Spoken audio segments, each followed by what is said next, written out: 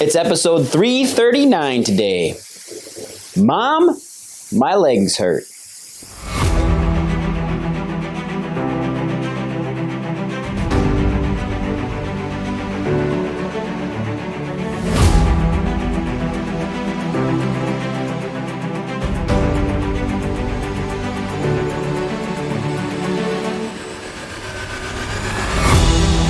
Hey everybody, welcome back to the Prime Podcast. I'm your host, Dr. Skip Wies, and as always, I have the beautiful Dr. Julie Wies with us today, wearing the green, looking spectacular. Spiffy. My favorite color. Emerald. Hey. Well, thank you. Real nice. So today's podcast, talking about kids complaining about their leg pain at night. Growing pains. Ooh, this should be titled like Fact or Fable. Well, you know, it's both. Mm-hmm. It's both fact and fable, right? Hell, we made the t-shirt. If growing pains were real, we would all be shaped like a T-Rex. And I think that's something that we really need to talk about because this is the time of year where kids' growing pains, quote unquote, really do show up.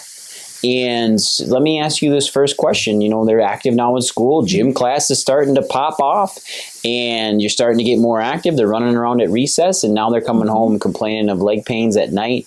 They don't seem to calm down. So let me ask you this. Are growing pains real? Yes. Okay. But is it because they're growing or is there more to the story?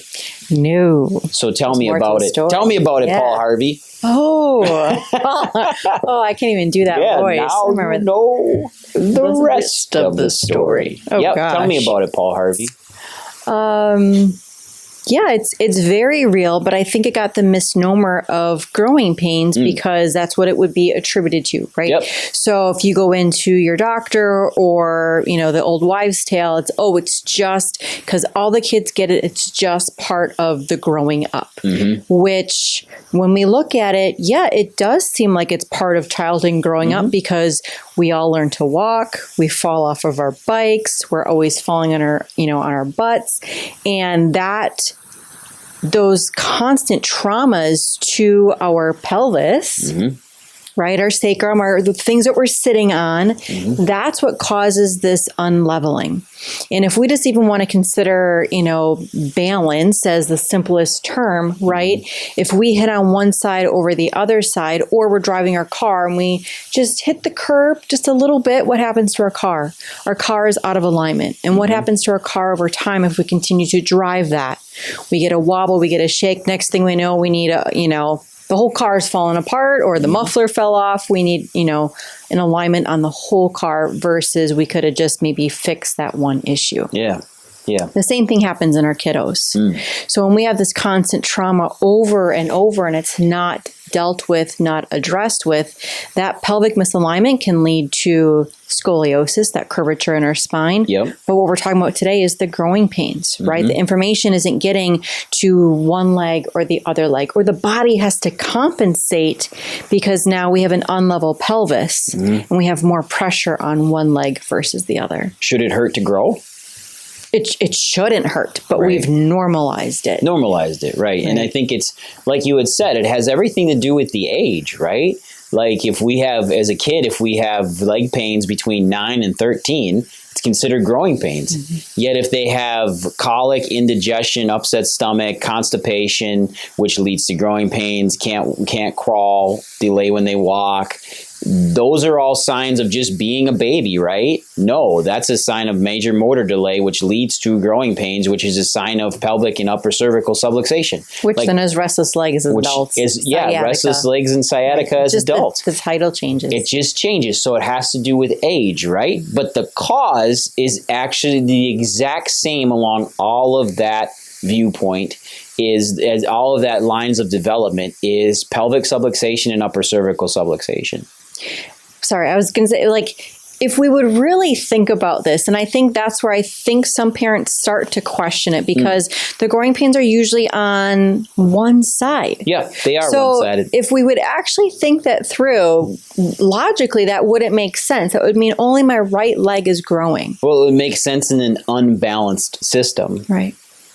And in an imbalanced system, both legs would hurt. Theoretically, both legs were growing. Right.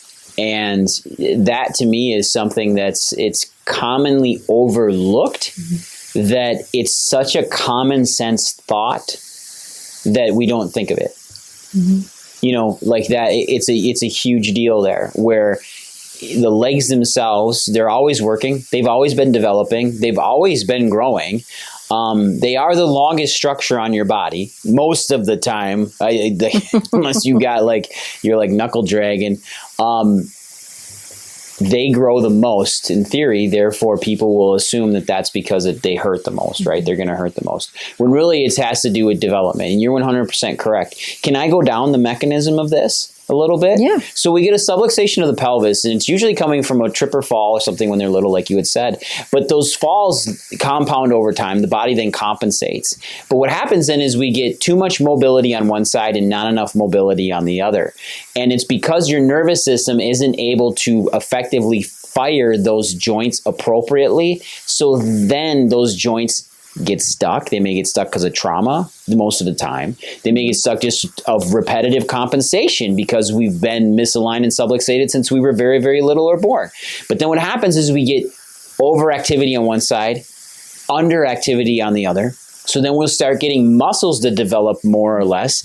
And you will notice that if you have a child that complains of knee pain, 90% of the time, well, I would say maybe 80 is more like it. 80% of the time, they're going to complain of it on the right side. They're going to complain of right knee pain, right ankle pain, right hip pain. And then they'll start developing on that right side tight IT bands. They will be more prone to pull their right hamstring. NFL players, listen up. They'll be more prone to injure the right side. Why? Because of aberrant joint mechanics. And we have aberrant joint mechanics because those muscles then are firing inappropriately. What causes those muscles to fire? The nervous system.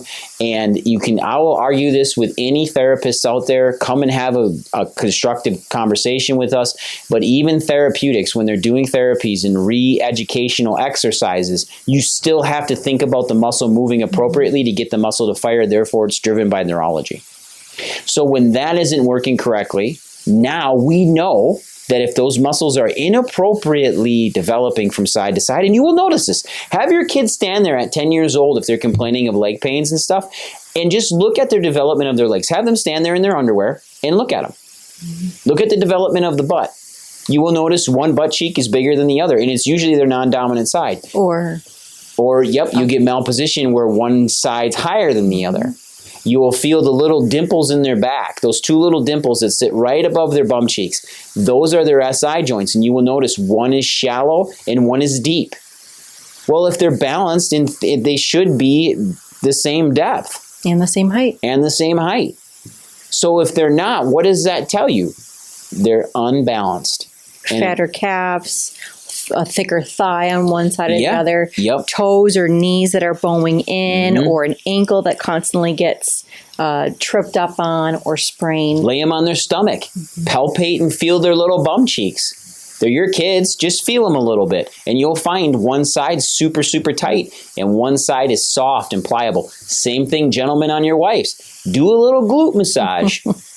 And you'll find that one side is probably way more toned than the other. Don't tell your wife, don't say, hey, this side's toned, this side isn't. That's going to frustrate her, but it's true. She's out of balance. But that's where you can go to the gym all you want. But if you're suffering with PMS, extremely painful menses, cramps, heavy flow, infertility, there is the long list of things just by having your butt checked. Well, if you go back to any of our pregnancy podcasts last year when you were talking on pelvic floor about a year ago, we'll go into that again. I think this fall would be a great time to talk pelvic. You can tell pelvic floor every week. That is all signs and symptoms of malposition. If you go back and listen to all of them, resultantly at the end of every one of those conversations, it comes back to subluxation of the pelvis, misalignment of the pelvis, subluxation of the neck. And that causes massive imbalance. And one of the number one symptoms in kids is, like you said, young females, is PMS, dysregulated PMS. It's everywhere. There's lots of cramping, lots of bloating, lots of bleeding, which in most families, that's normal. It's been normalized. It's been normalized. It's hereditary. And it's not hereditary. You're responding to subluxation the same way that your mother and grandmother did. Therefore, your symptoms are the same, but the cause is actually the same as well. And if we can clear the cause up, then we start seeing generational change, which is what we want for all of our children, right? Absolutely. It's what we want for everybody in our communities as well. And, the other thing too, the most common symptom is constipation. Constipation in kids and in boys and girls. And they might go to the bathroom every day, but that doesn't mean that they're not backed up with stool and their GI is extremely slow. And you want to know how you know if their GI is extremely slow? They're going to have skin issues, really common, and they will be bloated. They will look bloated too. And most women, young girls, will think they have a weight problem. They will. They're so conscious of it. So are the boys, but the girls for sure, and they don't like it. They don't like being poofy. And they'll tell you, like, I feel poofy, I don't feel good, but they don't equivalate that to the bowel. And the GI is controlled by the nervous system. In fact, really neat, the mucosal layer is controlled by the nervous system, which is really important to understand. Now, Dr. Julie, from a mom's perspective, can we take into looking at, like, our kids' shoulders height? Like, do we look at their head tilt? Like, how do we talk to our husbands about this? Because moms are always hyper aware of their children, but dads not so much, and they rely on moms to be that way. Yeah, and I think, sometimes I think it shows up, if you're on the sidelines, watching a soccer game, or you're watching your kid in football or baseball. So it doesn't matter what it is, and you're wondering, well, why can you not run in a straight line, or why are you fatiguing so quickly, or why don't you have that sprint, or you're slowing down, right? Those are the things that maybe a dad would pick up on, right? But it's super simple, and the struggle is like when we were growing up, we had scoliosis checks. So I feel like there was a second set of eyes. 6th grade and 8th grade. Yeah, a second set of eyes that were watching our kids, or maybe just noticing some things that brought it to a parent's attention. And we don't have that anymore. So we need to be the allies for our kids. So simply of having, if we're talking about a son, like the shirt off, maybe, the briefs, or, some shorts lower on the hips, but looking and seeing, like when you look straight on, put them in front of a mirror so they can actually look at this too. Yep. But is the head straight? Right? Sometimes you say, like, is your head on straight? Stop talking back. Well, literally their head may not be on straight. So it may be rotated, right? Or might be tilted. Looking at their shoulders, right? Put your hands on the shoulders and see if they're actually level. You can do the same thing on your hips, putting your hands on their hips and seeing if they're level. Well, you got two spots down there. You have their hip joints, and then you come right above, and that's actually the top of their pelvis. Most people think that is their hip, and it's not. That top bone in your pelvis sticks out. That's where your waistline actually is. And then you could even turn them sideways, and you can look at their... I was trying to think of, because like our daughter's learning all the anatomy names. Like the shoulder blade. I was trying to think of what everybody else calls them. You mean like, are they rolled forward versus forward? Back? Are they winging out? Like, meaning, are they sticking out, right? Or can you see them as one lower than the other? I mean, there's so many things, and I think that's where we skip past if nothing's bothering them, then their awkward shoulders or their head that's hanging up the front of their body isn't that big of a deal. We'll just wait for something to happen. Yeah. But that's being reactive rather than proactive. Exactly. And proactive, it's always going to have the best results and actually cost you the least. Proactivity is going to cost you more up front, but in the long term, it's going to be way less. Yeah, getting your oil changed in your car is a lot cheaper than replacing an engine. Tell me about it. And even getting my oil changed is expensive in my car, I want to tell you a quick story here. I had a mom come in. She's been through 3 pregnancies, and she's in muscle work. Like, this is her job. And we were doing our exam, and I said, did you know that your lower back is overdeveloped? And she's like, well, what do you mean? And I said, just take your hands and feel back here. and you could physically feel and see that the right muscles of her lower back were rounded and pronounced, and the left muscles of her lower back were flat. And that has been there for a long time. That just didn't happen from one pregnancy or overnight. And in your kids, it's the same way, and it's happened since childhood. That's why when you have a teenager, specifically in high school, and you look at their lower back and the area between your shoulder blades, you're going to see muscle asymmetry as well. You talked a lot of bone alignment, which is perfect. Postural alignment, which is the key to all of this, as the tip of the iceberg. Like, you see postural changes, there's a lot more going on underneath. Postural changes are like, that is the last thing, but in your face. That's the flag that pops up on a tip up. That's your bobber going under when you're fishing. I don't get the fish analogies, just where my head went. But that is the fire alarm, right? So she was super alarmed. The minute I said that, I said, you got overdevelopment on this side. And she goes, wow, what in the world? I said, you're a therapist. You know this has been going on for a while then. She's like, yeah, this is not okay. And when we see it, though, we see it in our teenage years is when it starts to show up. And sometimes we'll see it younger. Sure. But the places for your parents to look then are the upper shoulders. So look at their traps. You'll see one side's overdeveloped versus the other. And then the muscles between the shoulder blades, you're going to see it opposite. So if we see an overdevelopment on the left side, you're going to see an overdevelopment between the shoulder blades on the right, and then you're going to see an overdevelopment in the low back on the left. And then you're going to see... It's a crisscross. We're looking... Exactly. Yep. It crisscrosses the whole way down, which tells me what? Compensation. Not adaptation and not equal. Not equal.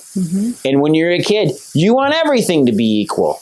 Equal toys, equal money, ice equal cream food, priorities, equal chocolate, priorities. But that's the thing, is equality. And you, if your children have to compensate, where one gets more than the other, are your kids happy? So So would your body be happy? Would your cells be happy? Would your muscles be happy? No, but our job, our bodies have one job, is to keep us alive. And so that's where we get that compensation, because it needs to get you through each and every day. Imagine how much better we would function as individuals if our body didn't have to compensate every single day. Every single day. You would be magical. Happy. Imagine that. Like, there's people out there that are actually going around I'll take that. There's actually people walking around happy because they see chiropractors and their body functions normally. Now, some of our moms at home will wonder, well, what about nutrition? Like, I've heard about this before. Like, we got to do nutrition. I will tell you right now, in your children, that there's a good chance they're magnesium deficient, because they don't eat enough green leafy vegetables. They just don't eat enough vegetables with magnesium in it, or they are, and they're just not getting the magnesium they need. The other thing is iron. There's a lot of children that are anemic, which is funny, which I find very interesting, because they're anemic, yet they've never had a bleed. They've never actually lost blood. If they're a young female, they have, because they've gotten their period. But before that, they're anemic. So what's going on there? Like, is it their ferritin? Is it their ferritin stores? Is it F3, F4? Like, what's the deal? Well, we can supplement with iron to help with that. It has to be full spectrum iron. It should come from a whole food company, because it absolutely needs to be digested properly. But that correlates with magnesium as well. And another thing to understand, if your child's iron deficient, is they're going to get tired fast. They'll get winded easy. And it's not just because they're out of shape. But you'll notice it with school, because you'll notice them getting tired on the playground fast. Or they come home and they're exhausted. Maybe they're iron deficient. Maybe that's what's going on. You can do an iron test. You can supplement with iron, but magnesium's another one. Magnesium has to be coupled in. This isn't a because the solution used to be drink more milk, build strong bones. This is even if you're a milk drinker or alternative milk, this has nothing to do with that. This is a foundational problem, but that's where we need that supplementation. That even if you had the best diet, we are still deficient in certain things. And it's kind of like, why is that happening, right? Well, we talk about the neurology. The body's not able to absorb or take in those nutrients. Exactly. And that comes back to where? The stomach and GI. Which is the low back. Which is and the low growing back, pains. which then affects their legs. And you can see how we just put a bow on all of this. So if you need help, you need to reach out. If you're seeing this in your children, if they're complaining to you, because I will tell you right now as a parent, if this is happening to you, you feel helpless because you can't help. You're sitting there at night, you're rubbing magnesium lotion on their legs, you're giving them rub downs, they're sitting there kicking, they feel like crap, they're telling you their legs hurt, and ultimately then what happens? You break down, you give them Motrin, you give them some sort of non-steroidal anti-inflammatory that somebody's told you to give them in over-the-counter liquid or pill form, and then 45 minutes later, maybe your child falls asleep. And then you're exhausted, and there's a good chance you fell asleep on their bed before they fell asleep. So you don't even know what happened at that point. And feeling helpless when your children hurt is one of the worst feelings in the world. It's the worst feeling in the world. It sucks. But we have solutions here at Prime Family Chiropractic Centers, and chiropractors do. And if you're listening to us worldwide, I know there's some of you out there, like, share this with as many people as you possibly can so they can get help for their children, because this is a very common problem in the United States and worldwide. It's common, but it is not okay, and we need to make a change. And it's 100% preventable. Yes. 100% preventable. So reach out to us here at Prime Family Centers or just contact Dr. Julie or I. Anything else, Dr. Julie? All right, you all, go out there, have a great week. Enjoy this time of year. Bye, everyone.